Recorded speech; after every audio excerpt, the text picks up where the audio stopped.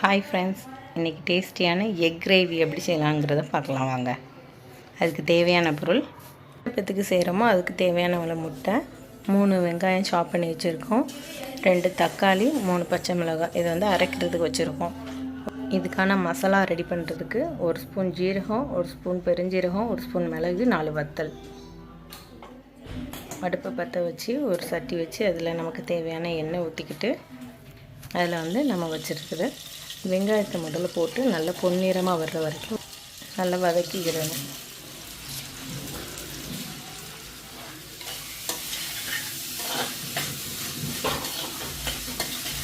கொஞ்சம் வதங்கினதும் வெங்காயத்துக்கு தேவையான உப்பு கொஞ்சம் போட்டோன்னா அது இன்னும் கொஞ்சம் நல்லா சாஃப்டாக வெந்துடும்.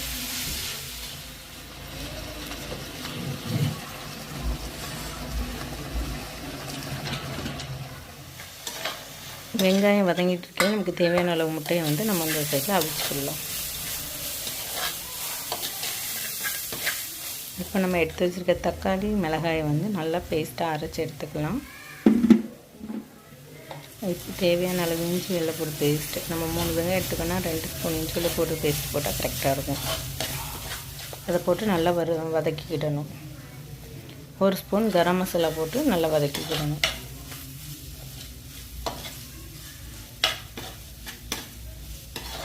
இது நல்லா வதங்கினதுக்கப்புறமா நம்ம அரைச்சி வச்சுருக்க பேஸ்ட்டை சேர்த்து நல்லா வதக்கி விட்டு கொஞ்சம் நேரம் வேக விட்டுறணும். அந்த எண்ணெய் பிரிஞ்சு வர்ற அளவு வரைக்கும் நம்ம இப்போ இதுக்கான மசாலாவை வந்து வறுத்துக்கலாம். எல்லாத்தையும் கொஞ்சம் லைட்டாக வறுத்துட்டுக்கலாம், ரொம்ப கருகிற வேண்டாம்.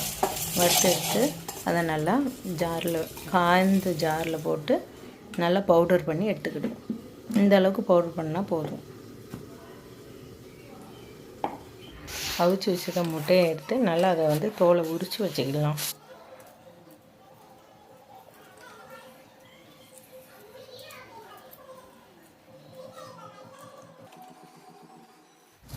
இப்போ தக்காளி வெங்காயம் வந்து நல்லா வெந்துருச்சு. இப்போ நம்ம இது கூட ஒரு 10 ml ஆஃப் சோயா சாஸ் வந்து சேர்க்கப்படுறோம். இது வந்து டேஸ்ட் வந்து நல்லா என்ஹான்ஸ் பண்ணும்.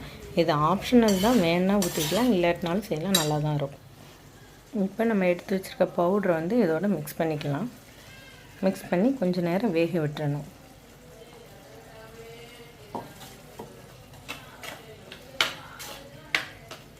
கொஞ்சம் நல்லா வெந்ததுக்கப்புறம் நமக்கு தேவையான அளவு தண்ணி கொஞ்சமாக சேர்த்தா போதும். அப்படின்னா தான் கிரேவி வந்து நல்லாயிருக்கும்.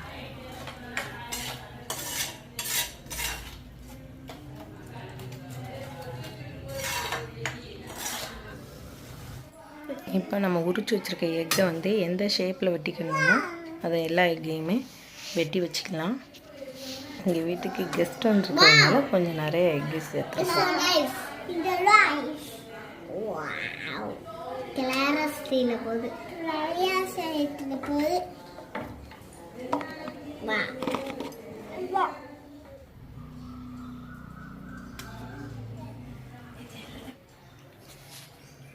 இப்போ எண்ணெய் நல்லாவே பிரிஞ்சு வந்துருச்சு. அதுக்கப்புறம் நம்ம வந்து வெட்டி வச்சுருக்க எக்கை வந்து அதில் சேர்த்துக்கலாம்.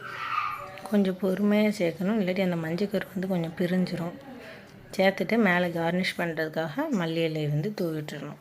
அவ்வளோதான் ஃப்ரெண்ட்ஸ், நம்மளுக்கு டேஸ்டியான எக் கிரேவி வந்து ரெடி ஆயிடுச்சு.